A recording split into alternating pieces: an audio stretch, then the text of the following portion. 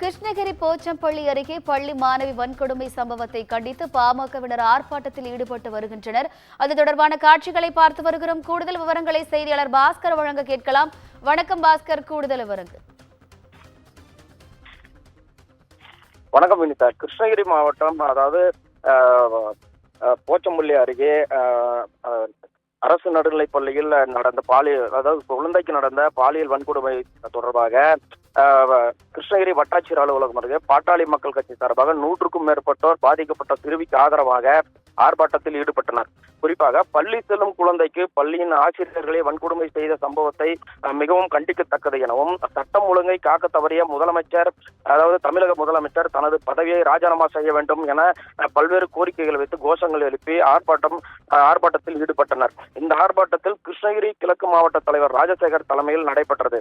இந்த ஆர்ப்பாட்டத்தில் பாட்டாளி மக்கள் கட்சியை சேர்ந்த 100க்கும் மேற்பட்ட பொறுப்பாளர்கள் மற்றும் கட்சி தொண்டர்கள் பலர் கலந்து கொண்டு, அதாவது சட்டம் ஒழுங்கை காக்க தவறிய முதலமைச்சர் தனது பதவியை ராஜினாமா செய்ய வேண்டும் உள்ளிட்ட பல்வேறு கண்டன கோஷங்களை எழுப்பி ஆர்ப்பாட்டத்தில் ஈடுபட்டு வந்தனர்.